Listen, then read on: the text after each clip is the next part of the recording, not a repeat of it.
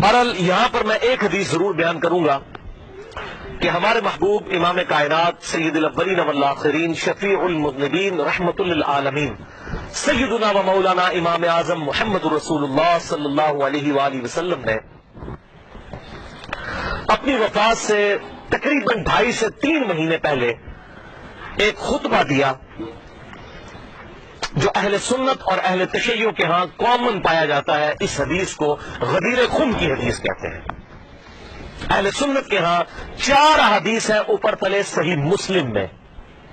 International number کے مطابق فضائل علی والے چیپٹر میں صحیح مسلم میں 6225 6226 6227 اور 6228 4 طرق امام مسلم رحمہ اللہ تعالی فضائل علی والے چیپٹر میں لے کر آئے. غدیر خون کی حدیث کہ آپ صلی اللہ علیہ وسلم نے حجۃ الوداع سے واپسی پر 18 ذوالحجہ کو خم نامی گاؤں میں پانی کے لیے پڑاؤ کیا اور آپ صلی اللہ علیہ وسلم نے کنکلوڈنگ گفتگو وہاں پر کی. آپ صلی اللہ علیہ وسلم کے لیے اونٹ کے پالان کا ممبر تیار کیا گیا. آپ صلی اللہ علیہ وسلم نے صحابہ اکرام کو مخاطب کیا اور کہا کہ اے لوگوں آگاہ ہو جاؤ، میں بھی ایک انسان ہوں.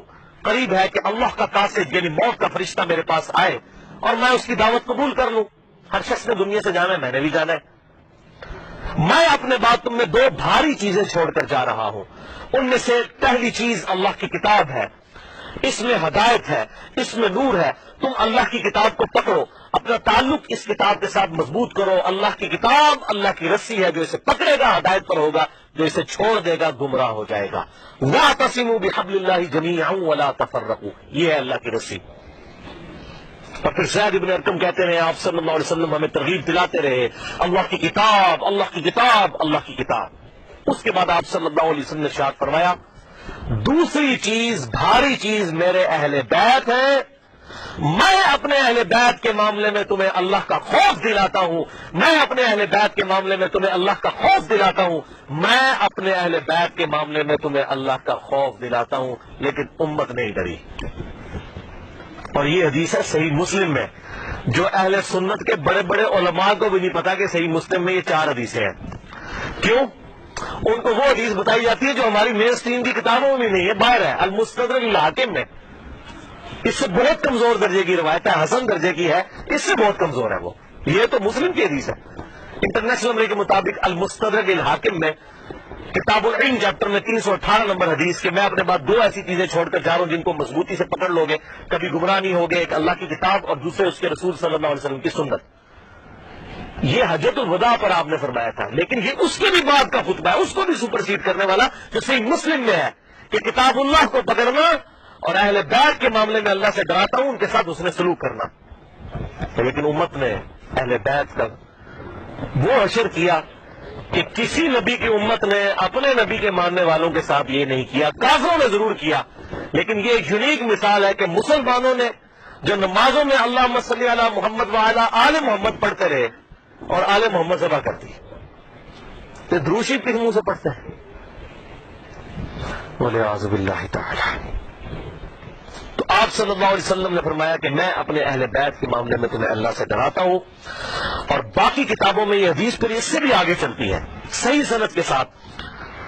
جامعہ ترمذی میں 3713، مسند امام احمد میں 19321، سنن نسائی الکبریٰ میں 8478 اور امام ابن ابی عاصم کی کتاب السنہ میں 1158 نمبر.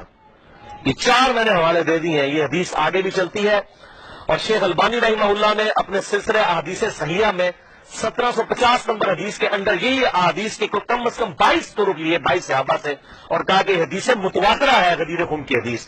اور شیخ زبیر علی صاحب نے بھی مشکات کی تحکیم کے دوران 6091 نمبر حدیث اور 6103 نمبر حدیث کے فٹ نوٹ پہ لکھا کہ یہ حدیث متواترہ ہے غدیر خون کی حدیث، جو آگے بھی چلتی ہے کہ پھر آپ صلی اللہ علیہ وسلم نے سورۃ الاحزاب کی آیت نمبر 6 تلاوت کی النبی اولا بالمؤمنین من انفسہم وازواجہ امہاتہم.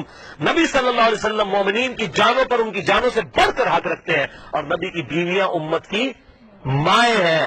پھر آپ صلی اللہ علیہ وسلم نے صحابہ کرام سے مخاطب ہو کر کہا غدیر خون پر اے میرے صاحب اس آیت کی روشنی میں کیا تم گواہی دیتے ہو کہ اللہ تمہارا رب ہے؟ سب نے کہا بلا یا رسول اللہ، کیوں نہیں یا رسول اللہ صلی اللہ علیہ وسلم. پھر آپ صلی اللہ علیہ وسلم نے فرمایا کہ کیا تم اللہ اور اس کے رسول کو سب سے بڑھ کر محبوب رکھتے ہو اس آیت کے تحت؟ سب نے کہا یا رسول اللہ کیوں نہیں؟ پھر آپ صلی اللہ علیہ وسلم نے مولا علی کا ہاتھ پکڑا وہاں پر غدیر خم پہ اور یوں صحابہ کے درمیان بلند کیا. پھر آپ نے کہا من کنت مولاہ فہذا علی مولاہ. پھر جو مجھے دلی محبوب رکھتا ہے وہ علی کو بھی دلی محبوب رکھے. جس کا مولا میں اس کا مولا علی. اور پھر اسی حالت میں آپ نے فرمایا اے اللہ اس سے محبت رکھ جو علی سے محبت رکھے, اس سے بغض رکھ جو علی سے بغض رکھے. اس موقع پر آپ صلی اللہ علیہ وسلم نے ارشاد فرمایا